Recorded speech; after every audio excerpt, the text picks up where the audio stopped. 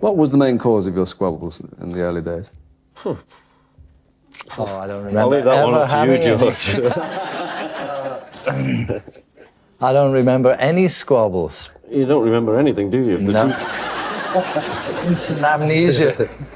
What about now? What makes you cross with each other now? Well, the last time we were cross was when George was suing me. I never really liked to be the front man in the band. You know, in the Beatles it was okay because I had two other people who were, well, three other people, but two of them who had, you know, enormous more desire to be in the front and to be, you know.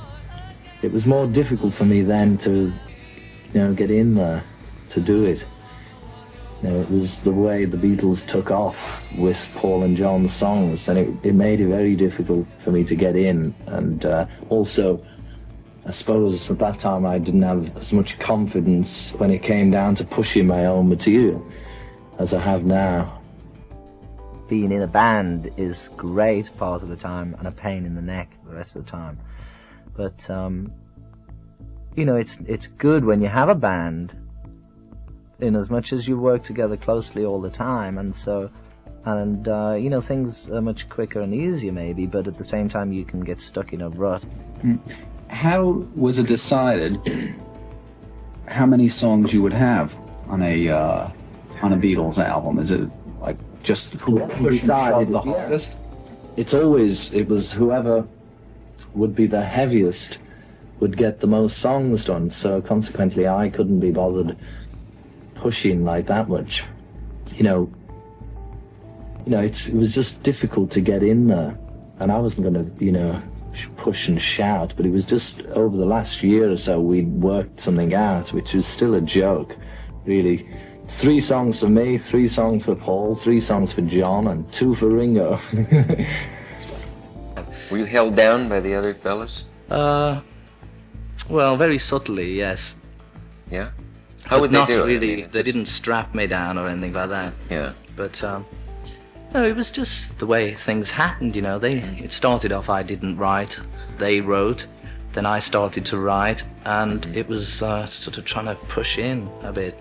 I mean, that's really how things happened for me. You know, when I got tired of being with the Beatles, because musically, it was like being in a bag, you know, and they wouldn't let me out the bag. Really, I mean, which was mainly Paul at that time, you know. The conflict musically for me was Paul. What was the conflict with Paul? I don't understand. Well, it's just the thing, like, you know, he'd written all these songs for years and stuff, and Paul and I went to school together, you know. I got the feeling that, you know, everybody changes, and sometimes people don't want other people to change, or they, even if you do change, they won't accept that you've changed, and they keep in their mind some other image of you, you know? Been the most anxious of the 4 to get out? I get that impression from reading about you. Maybe, yeah. Yeah. I wonder it was why. Well, because over the years, you know, I had such a lot of songs mounting up that I really wanted to do, but I only got my quota of 1 or 2 tunes per album. And that way I would have had to record about 100 Beatle albums just to get out the tunes I had in 1965. Because there was a point in my life where I realized anybody can be Lennon-McCartney, you know, because being part of Lennon-McCartney, really, I could see that, you know, I could appreciate them, how good they actually are, and at the same time I could see there's nobody special.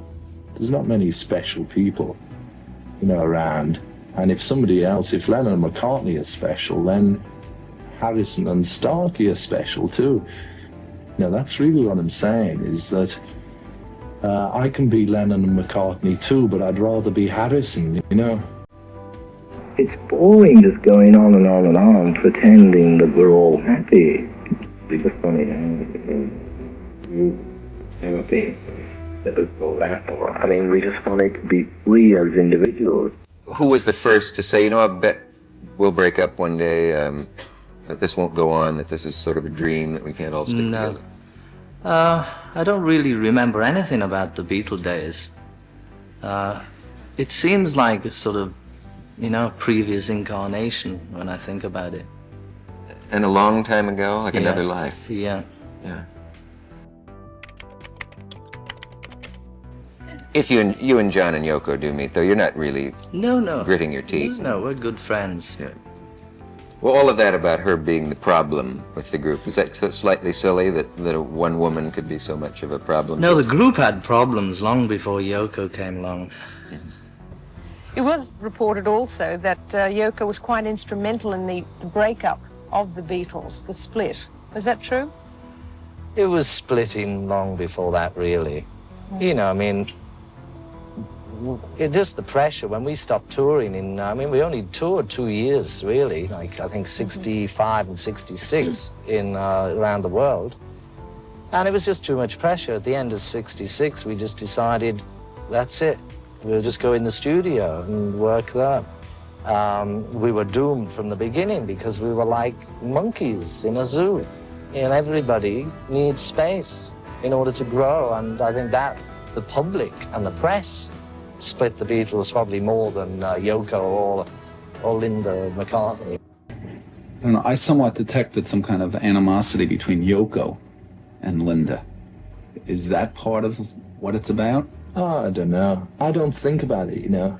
I refuse to be a part of any hassles like that. You know, Hare Krishna, Krishna Krishna, Hare Hare, and it'll all be okay, you know. Just give them time, because they do really love each other, you know. I mean, we all do. We've been so close and through so much together that it's really, to talk about it like this, you know, we never get any nearer to it. But the main thing is, there's, like in anybody's life, they have slight problems. And it's just that our problems are always blown up and, you know, shown to everybody. Your own ego off and then be the one to knock at everybody as soon as it's wonderful things. Yeah, that type of thing happened with Beatles, particularly when we went to Paul and all that situation, and then everybody came down on us and all kinds of things happened, you know. We all got busted. Some people can't understand that, you know, because Beatles was such a big deal. They can't understand why we should actually enjoy splitting up. But there's a time, you know, there's a time when people grow up and they leave home or whatever they do, and they go for a change, you know, and it was really time for a change. Don't you think a lot of people just envied the idea of being world celebrities, though? And being, Well, some people, you know, would go on forever, singing the same tune and playing the same gig if they were making some money, you know? Yeah. But I think we'd all rather give that up and try going on our own and try doing something we really want to do. There seems like such animosity between Paul and, Yeah. you know, you three. I mean, it sounds like he is saying it's all over. But it's more of a personal thing, you know. That's down to the management situation, you know, with Apple, because Paul really, it was his idea to do Apple. And once it started going, you know, Paul was very active in there. Yeah. So you don't think there's any great anger between Paul and John?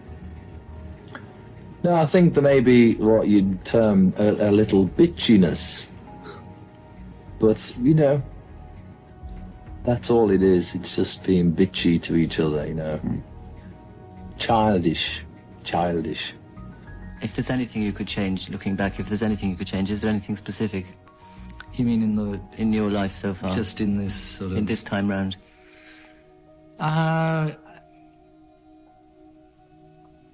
Well, I don't know. I suppose I should have... Maybe the only thing I'd change is the record royalties we got from EMI. Okay.